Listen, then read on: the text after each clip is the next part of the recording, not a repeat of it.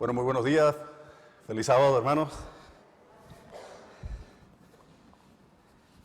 Bueno, es un gusto y un privilegio estar acá. Para mí es una experiencia bastante importante, puesto que la primera vez que yo llegué a esta iglesia, que la visité, yo le pedí al Señor la posibilidad de algún día estar parado acá. Y bueno, esto forma parte de cómo el Señor todos los días renueva sus misericordias con nosotros y ha hecho lo necesario para que, por esta parte, darme ese privilegio, ese gusto de estar con ustedes. Una iglesia que para mí es referente, primero, y segundo, porque la visual me traslada a mi iglesia central de Maracay, en Venezuela. Así que gracias por la recepción.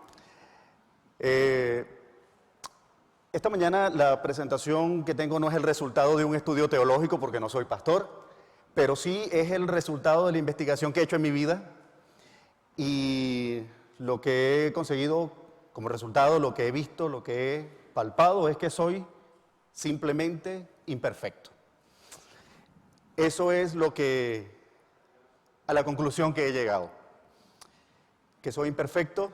Y le doy gracias al Señor por la posibilidad de todos los días ayudarme a tratar de ser mejor. Por eso, yo los invito a que inclinemos el rostro para tener una palabra de oración. Amado y bondadoso Padre Celestial, te doy las gracias, Señor, por la vida. Gracias por el amor que nos das todos los días, por la bendición de poder abrir los ojos y tener un sábado más. Gracias porque hoy permites, en medio de tantas situaciones difíciles, que hoy podamos estar congregados, podemos estar reunidos para escuchar tu palabra, para compartir con los hermanos, para sentir ese calor necesario, pero también para sentirte y poder estar cerca de ti. Gracias por tu amor, te invitamos, Señor, en el nombre de Cristo Jesús. Amén.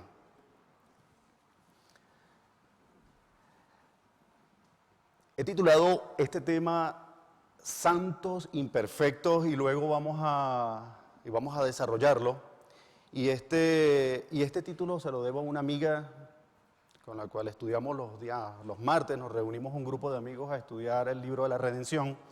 Y salió este tema interesante, ¿no? De el reconocer lo que somos, el reconocer dónde estamos, saber que somos imperfectos.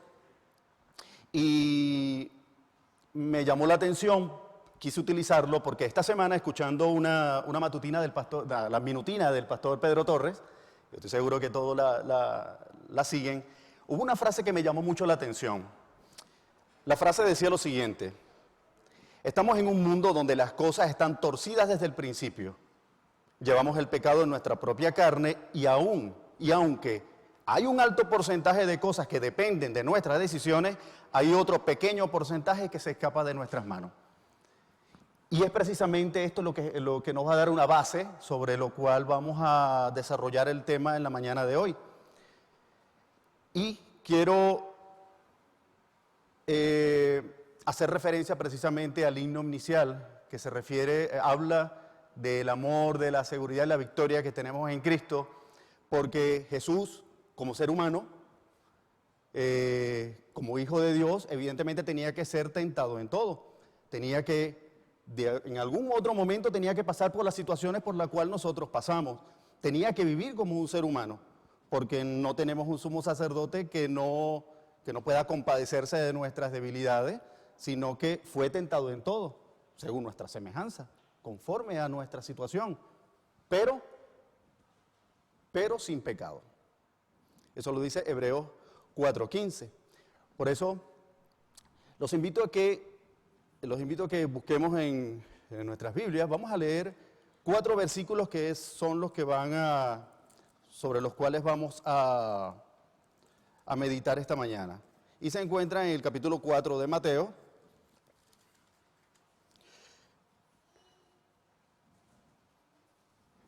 El capítulo 4 de Mateo comienza diciendo: entonces Jesús fue llevado por el Espíritu al desierto para ser tentado por el diablo. Después de haber ayunado 40 días y 40 noches, sintió hambre. Se le acercó el tentador y le dijo: si eres hijo de Dios, di que esas piedras se conviertan en pan. Y él respondió: escrito está, no solo de pan vivirá el hombre, sino de toda palabra que sale de la boca de Dios.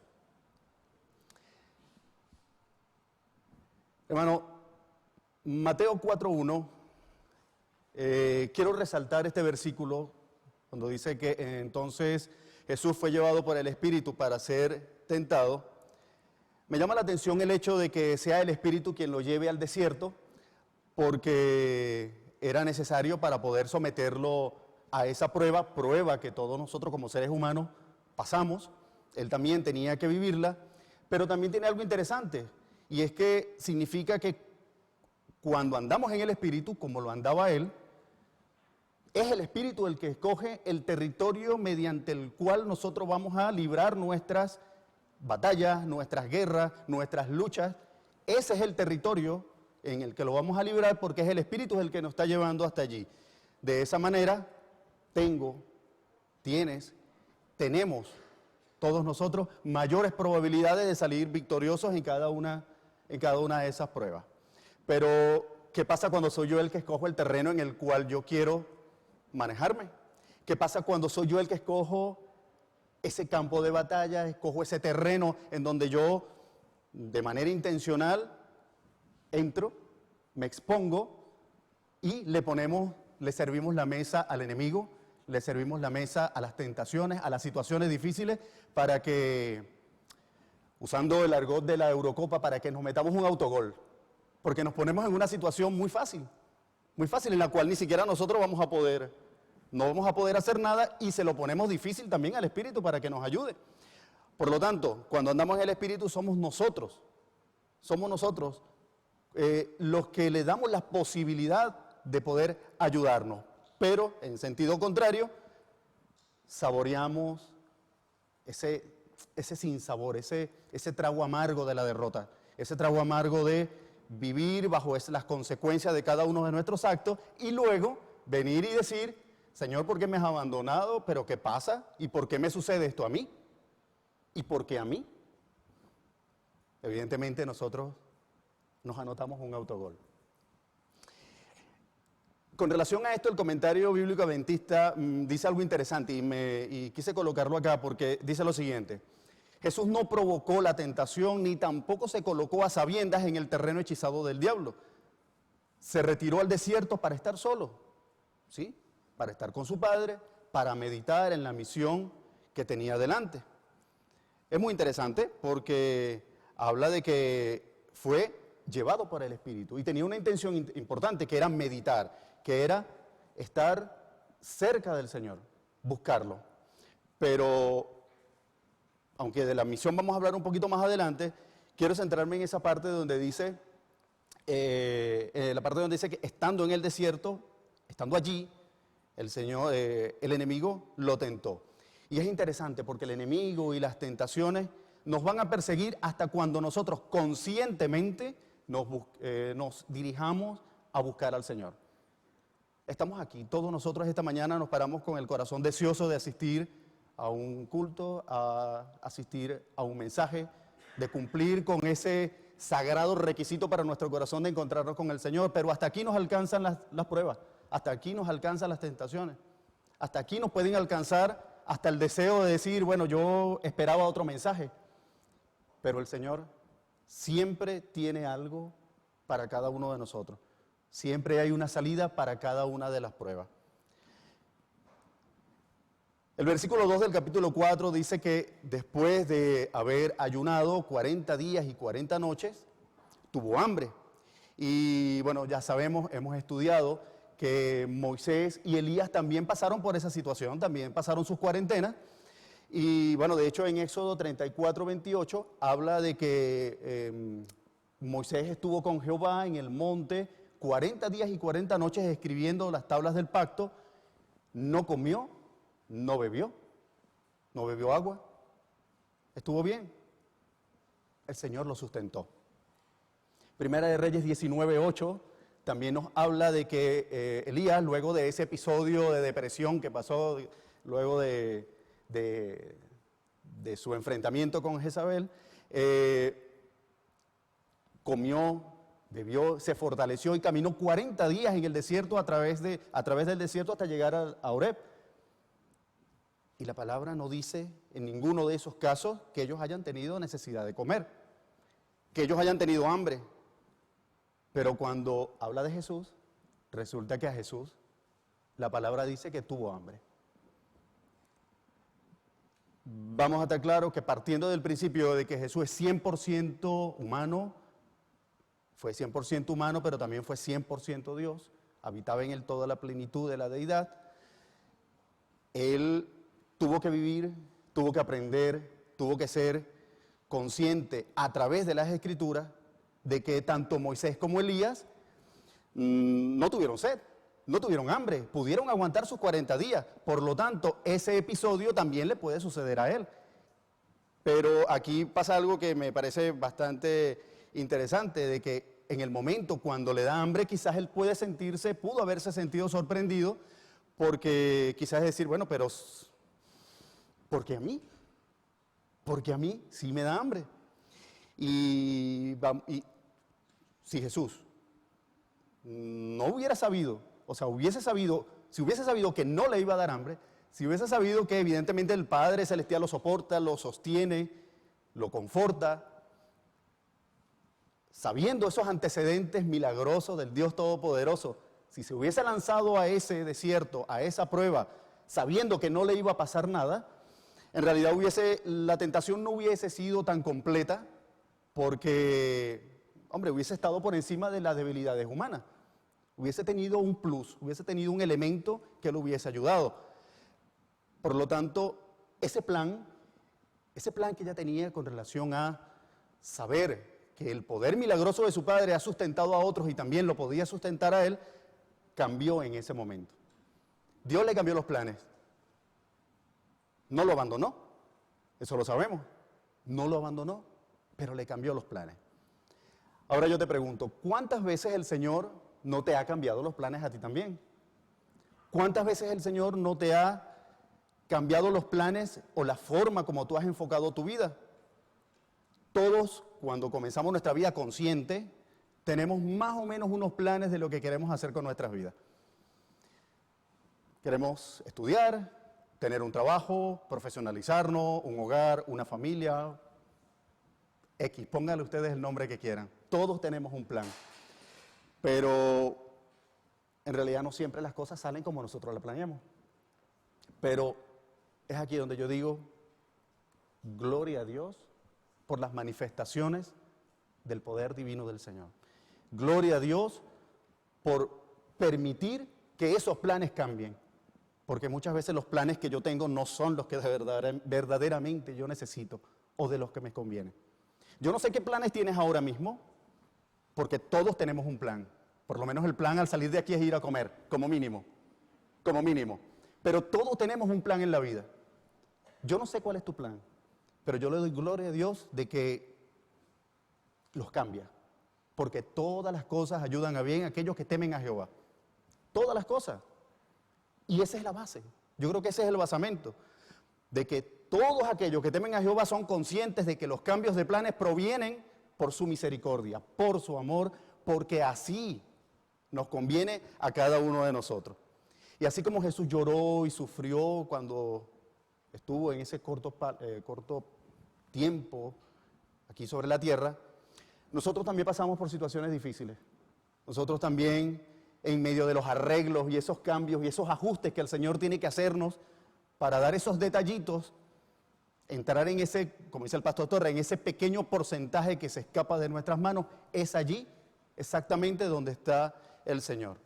Porque Él quiere llevarnos por su Espíritu a los terrenos donde nosotros vamos a desarrollar nuestras batallas, nuestras guerras, nuestras tribulaciones, pero en el espacio donde el Espíritu nos lleve. Él quiere estar allí en medio de nuestros propios desiertos, si se lo permitimos, por supuesto. Solo si se lo permitimos. Y es así donde, adheridos a esta promesa, tenemos esa seguridad, esa tranquilidad, como dice 1 Corintios 10:13, dice que no nos dejará ser tentados más allá de lo que podamos resistir. Y eso es una bendición, eso está muy bien, porque es una seguridad de que no estamos solos. Pero aquí viene algo interesante. Versículo 3.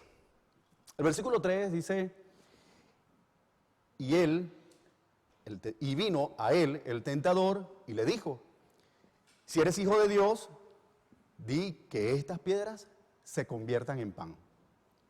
Si eres hijo de Dios, ojo, ojo, si eres hijo de Dios.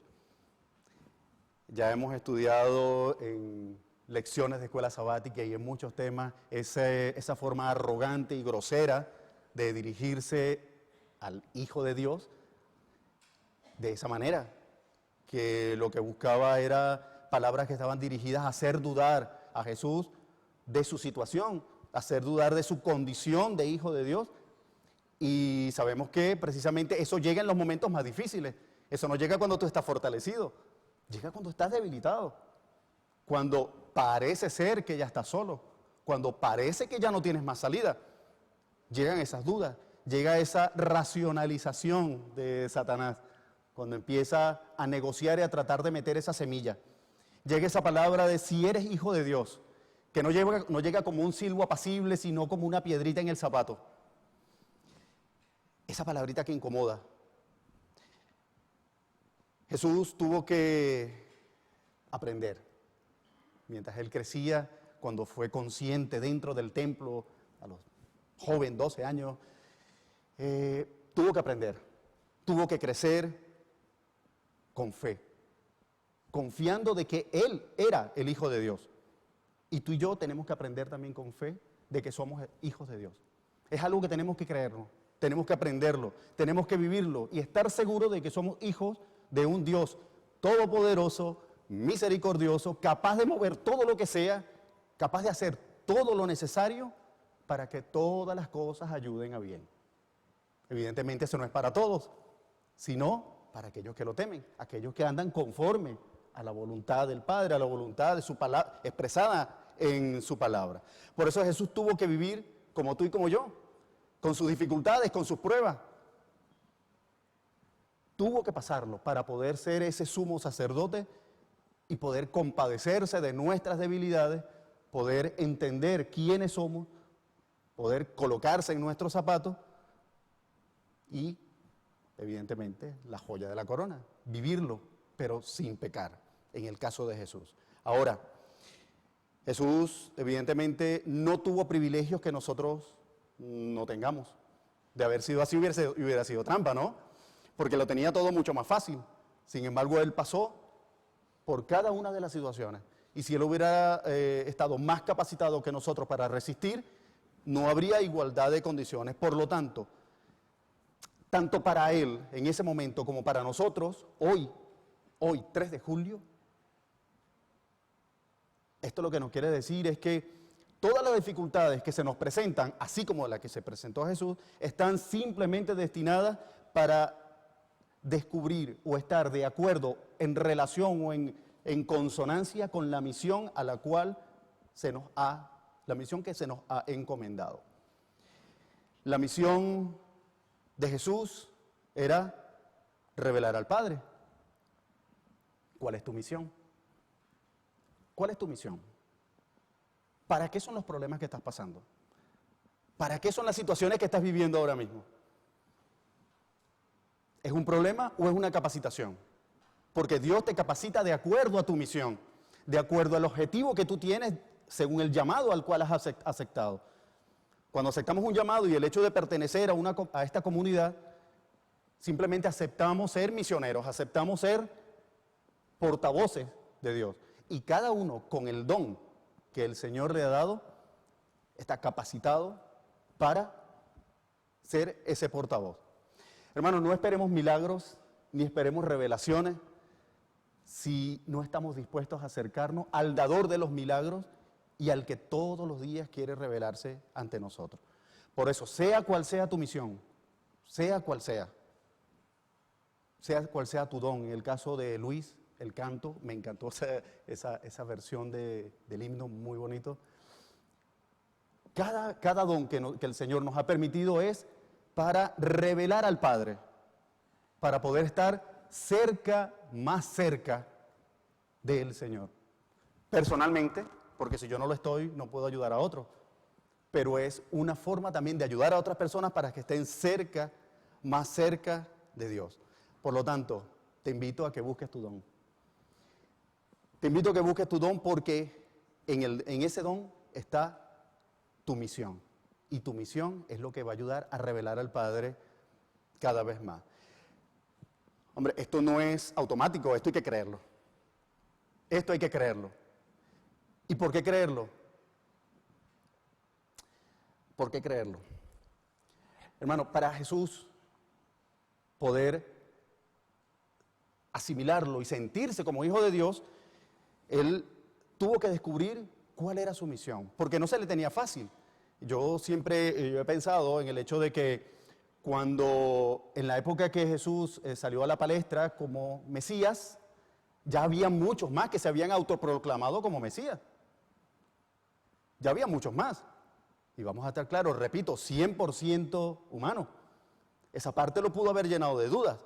Sin embargo, él tuvo que fortalecer su creencia mirando los sacrificios en el santuario, estudiando la palabra, meditando en todos aquellos rituales y textos que lo señalaban a él como el Cordero que quita el pecado del mundo. Y tuvo que enfocarse en eso para poder fortalecer su creencia. ¿Qué puntos tienes que buscar tú para fortalecer tu creencia? Ya eso es un elemento muy individual y personal. Y en relación con Dios tú tienes que buscar qué es lo que fortalece tu creencia. ¿Dónde estás ahora mismo? ¿Dónde estás? Por eso te pregunto, ¿eres un hijo de Dios? Yo soy un hijo de Dios. Yo quiero ver las manos levantadas de si hay alguien que cree que es un hijo de Dios. Amén. Amén. Si crees que eres un hijo de Dios de corazón, es aquí donde entran esas racionalizaciones que había comentado al principio. Porque llega el enemigo y utiliza frases,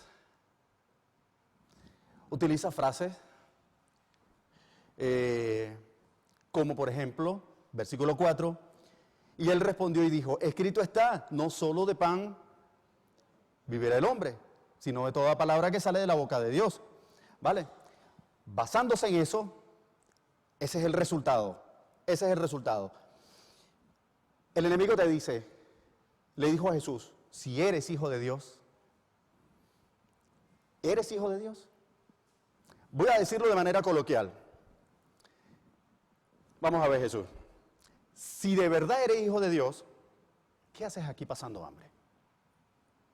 ¿Tú no eres el Hijo del Todopoderoso? ¿Y es que acaso Él no te dio poder para que puedas cambiar esas piedras en pan? Hombre, eso es algo como saciar una necesidad básica que no se le niega ni al peor enemigo, aunque sea un trozo de pan, como mínimo. Déjate de historia. Déjate de cuento. Anda para tu casa, María te está esperando con una comidita bien caliente. En mi caso me hubiese dicho, te están esperando con unas arepitas, ¿verdad? Déjate de cuento, vamos. No necesitas pasar por ese sufrimiento, yo te lo pongo fácil. Toma, te estoy ayudando. Estoy para ayudarte. Si de verdad eres hijo de Dios, ¿por qué tienes que estar por ahí dando pena por estar rechazando esos trabajos en sábado cuando mucha gente lo hace y está mejor que tú? ¿Tú no eres hijo de Dios? No supuestamente que te bendicen. Eres hijo de Dios y entonces no es un silbo apacible. Esa es una voz que es una piedrita en el zapato. Una frase que nos estorba. Si eres hijo de Dios, ¿por qué estás solo? ¿Por qué estás sola? ¿Tú no eres hijo de Dios? Si eres hijo de Dios, ¿por qué está pasando lo que está pasando en tu familia? ¿Por qué están sucediendo las situaciones que están sucediendo dentro de tu casa? ¿Tú no eres hijo de Dios? Esas son las racionalizaciones que el Satanás quiere hacer con cada uno de nosotros. Y si se atrevió a hacerlo con Jesús, ¿qué quedará para nosotros? Y la peor de todas, la peor. Si de verdad eres hijo de Dios, ¿qué haces aquí en la iglesia después de haber hecho lo que hiciste? Esa es la peor. Porque esa apunta directamente al corazón. Apunta a nuestro fuero interno. Apunta a debilitar debilitar todo aquello que poco a poco vamos construyendo. ¿Qué haces aquí? Afuera estás mejor, no seas hipócrita. Eso es lo que dice si eres hijo de Dios. Satanás nos lleva a la orilla del precipicio, nos pone en el borde y nos apunta, nos apunta, nos apunta, nos empuja a cada momento para poder hacer recordar y revivir y sacar del fondo todas esas situaciones que el Señor ya perdonó, porque Él las tiró en el fondo del mar. Pero nosotros a veces nos convertimos en buzos profesionales y andamos buscando lo que ya Él enterró hace mucho tiempo. Y Satanás quiere eso. Quiere eso. Por eso, como hijo de Dios, el Padre siempre estará a nuestro lado. Si creemos eso me va a alejar del precipicio. Si yo creo lo que dice Salmo 24, de que aunque ande en valle de sombra y de muerte, no temeré mal alguno. ¿Por qué? Porque es que su vara y su callado están conmigo, me infunden aliento, me dan seguridad y me dan certeza. Y me voy alejando del precipicio. Si creo lo que dice el Salmo 27, cuando dice que aunque mi padre y mi madre me dejaren, aún con todo eso, Jehová no me dejará. Él no me desamparará. Cada vez más me alejo de ese precipicio. Y lo que antes era una piedrita en el zapato, estos versículos se convierten en un silbo apacible que le da tranquilidad, le da confort y me da nuevo sentido a mi vida. Por eso fue que a través de toda esta racionalización, lo que Satanás quería decirle a Jesús, yo estoy contigo, vamos, pásalo, yo te voy a ayudar a pasar esto sin pasar por la cruz. No necesitas pasar por esa cruz. No necesitas reprimirte de cosas. No lo necesitas. Para eso estoy yo, para facilitártelo. Pero Jesús dice, por eso resaltó el hecho de que el que no es capaz de seguir su cruz y de seguirlo, no es digno de Él. No es digno de Él. Y somos seres humanos. Lamentablemente, es mucho más fácil llegar al trono sin pasar por la cruz, llegar al éxito sin pasar por la cruz, tener dinero sin pasar por la cruz. Pero, hermanos, el mensaje, lo que el Señor nos quiere decir es, toma tu cruz, enfócate en tu misión y recuerda que la misión es tu salvoconducto para poder mantenerte alejado de la tentación. Hombre, y si cedemos, abogado tenemos para con el Padre. Pero ese es el salvoconducto. Una misión, un enfoque, ¿qué es lo que hacia dónde voy? ¿Cuál es el don que el Señor me ha dado? Pero Jesús, en medio de su humanidad, vivió momentos difíciles como tú y como yo. Y yo quiero siempre resaltar eso. Sus mismas debilidades, las mismas debilidades mías también las sufrió. Pero el hecho de ser uno con el Padre fue lo que lo habilitó a escuchar el silencio de Dios en el Getsemaní. A escuchar ese silencio que le decía, tú sabes lo que tienes que hacer. Tú sabes lo que tienes que hacer. Por eso te doy minutinas, por eso te doy matutinas, por eso te doy lección de escuela sabática, por eso te doy sermones, por eso te doy escuela sabática, por eso te doy mucho material. Tú sabes lo que tienes que hacer. Por eso te doy vida, por eso te doy salud. Tú sabes lo que tienes que hacer. No te saltes la cruz, tómala y sígueme. Por eso, hermanos, en la mañana de hoy, el Señor lo que nos está invitando es a que no luchemos con el enemigo, simplemente a que estudiemos, a que constantemente estemos en comunión y en relación estrecha con la palabra de Dios, para que ese pequeño porcentaje que se nos escapa de nuestras manos esté en las manos de Dios. Eso que no está a nuestro control pueda estar al control del Señor. Podamos dejarlo en sus manos. Podamos tranquilamente alejarnos del precipicio porque Él se va a encargar de todo. Él se va a encargar de todo.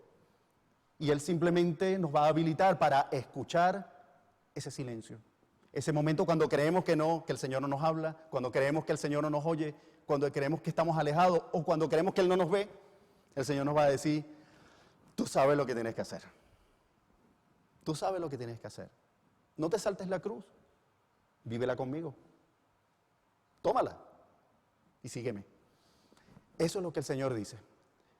Por eso el Señor te está invitando en la mañana de hoy a que en medio de las dificultades que hoy estás enfrentando, en medio de cada una de las situaciones que estamos viviendo a nivel global, a nivel mundial, como iglesia, en el aspecto laboral, pero también como persona, podamos creer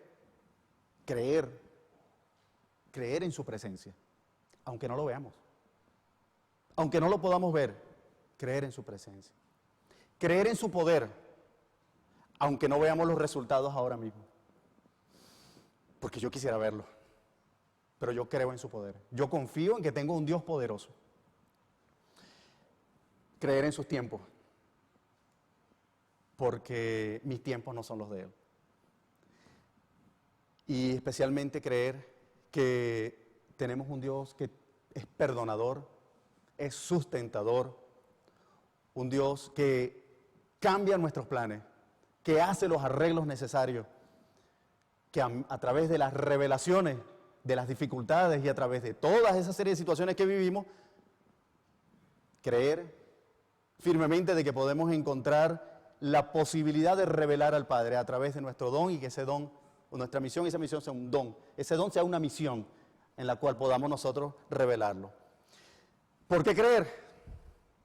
Porque no tenemos un sumo sacerdote que no haya padecido lo que nosotros padecimos, sino uno que fue tentado en todo a nuestra semejanza, pero, amén, pero sin pecado. ¿Por qué creer? Porque no nos ha sobrevenido hasta hoy ninguna tentación que no sea humana. Junto con la tentación está la salida. El Señor siempre va a estar allí para ayudarnos en cada una de esas situaciones difíciles.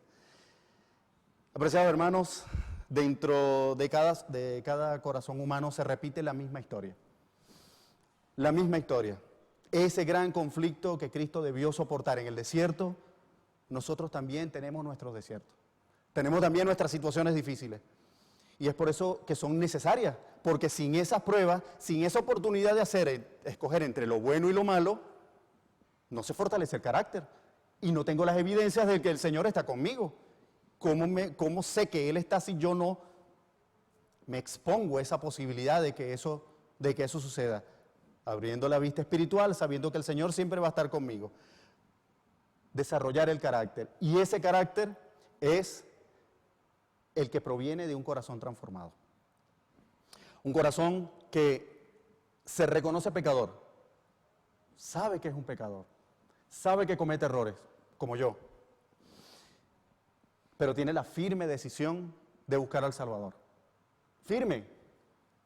El hecho de que tenga mis errores y mis dificultades no me aparta para nada. Es simplemente una oportunidad para que el Señor se manifieste en mi vida. Esto es lo que yo defino como un santo imperfecto. Una persona que está apartada para Dios. Una persona que está separada para Dios. Que a través de sus dones descubre su misión y busca la manera de estar todos los días con Dios. Pero que es imperfecto. Que es imperfecto. Que tiene errores. Que tiene dificultades y tiene problemas. Pero en medio de todos esos problemas está firme, esperando ese gran momento que nosotros como adventistas es nuestra bandera, esperando ese momento de verlo. Así que, hermanos, para finalizar, no quiero dejar pasar la oportunidad que el Señor me está brindando en la mañana de hoy para hacer una invitación. Yo no sé si todos los que estamos aquí somos hermanos ya de iglesia, pero si hay alguna persona que está conociendo de la palabra del Señor y si alguien que nos está viendo en este momento todavía no ha tenido ese encuentro especial, yo quiero hacer ese llamado, porque yo quiero llamar a los santos imperfectos, a esas personas, aquellos que se reconocen pecadores, se reconocen con errores, se reconocen imperfectos. A esas personas que saben que tienen dificultades, pero están allí. Y saben que si reconocemos nuestros pecados, si reconocemos nuestras debilidades, si reconocemos cuáles son nuestros puntos débiles, Él es fiel y justo para perdonar nuestros errores. Él está allí, está listo para limpiarnos de toda maldad y para darnos la oportunidad. Yo quiero hacer este llamado a los santos imperfectos que se esfuerzan por escuchar en silencio, escuchar ese silencio de Dios, escuchar ese mensaje cuando el Señor parece que no nos habla, pero Él lo que nos está diciendo es, tú sabes lo que tienes que hacer. Hay una voz interna que te está diciendo, en el humanismo le diríamos que es la conciencia, nosotros le decimos el Espíritu Santo que nos está diciendo, tú sabes lo que tienes que hacer. Estás en tu Getsemaní, no escuchas al Señor, tú sabes lo que tienes que hacer. Toma tu cruz, síguelo. Eso es lo que tienes que hacer. Eso es lo que tienes que hacer. Y aquellos que se aferran, quiero hacer un llamado a aquellos que se aferran a la promesa de Habacuc 3:17 y 18.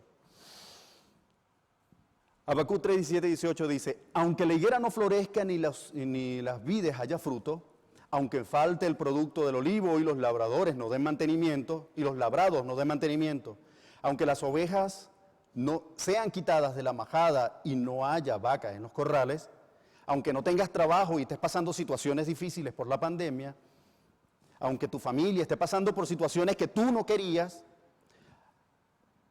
aunque quizás hayas tenido que despedir a algún ser querido, aunque quizás tu familia y tu matrimonio no esté dando lo que tú esperabas, con todo yo me alegraré en Jehová, me gozaré en el Dios de mi salvación.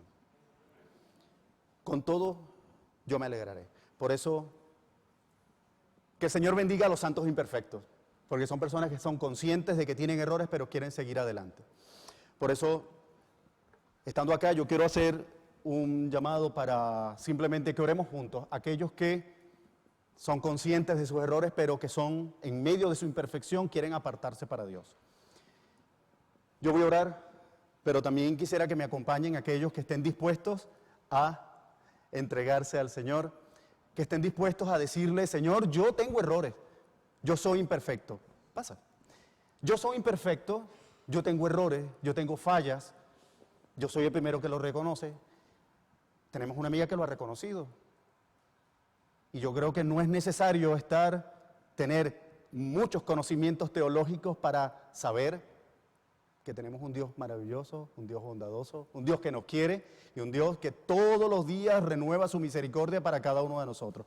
Y lo peor sería para nosotros es pensar que no la sabemos todas y que no necesitamos de un Dios que nos perdone. Hay alguien que quiera poniéndose de pie, quiera decirle al Señor, yo soy un santo imperfecto y quiero mejorar. Gracias, hermano. Muchas gracias. Yo soy un santo imperfecto. Gracias, hermana.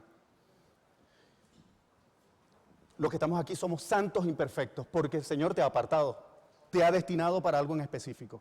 Que tenemos que descubrirlo, lo vamos a descubrir. El Señor nos va a capacitar para eso, pero estamos apartados para Él. Pero no reconocemos que tenemos errores. Vamos a orar. Amado y bondadoso Padre Celestial, gracias, Señor, por tu amor, gracias por tus misericordias. Gracias porque en medio de cada una de las situaciones que nos ha tocado vivir, gracias porque en medio de ese pequeño porcentaje que nosotros no tenemos control, tú estás al control. Tú, Señor, eres quien domina nuestras vidas. Ayúdanos, Padre amado. Ayúdanos, Señor, a luchar en medio de todas estas situaciones. Ayúdanos a entender que la lucha no es con el enemigo, porque la lucha ya está ganada por ti. Simplemente a escudarnos en tu sombra. Ayuda, Padre, de manera especial todas estas 4 personas que están aquí adelante, que de manera valiente han reconocido que son imperfectos, pero que quieren ser apartados para ti. Bendice, Padre, a todos aquellos que se han puesto de pie porque reconocen de corazón que aunque te conocemos, necesitamos de ti todos los días. Gracias, Padre, por todos los corazones que nos están escuchando en este momento a través de las plataformas. Gracias porque tú los estás tocando. Gracias porque tú estás haciendo un milagro maravilloso en la vida de cada ser humano, que es sentirte dentro de nosotros. Gracias porque nos has hecho santos. Gracias por la imperfección que nos permites, porque eso nos acerca a ti. Gracias por tu amor. Síguenos acompañando, síguenos bendiciendo. Y nos ponemos, Señor, en tus manos. En el santo y divino nombre de Cristo Jesús. Amén. Que el Señor te bendiga. Que el Señor lo bendiga, hermano. Que el Señor lo bendiga. Que el Señor lo bendiga.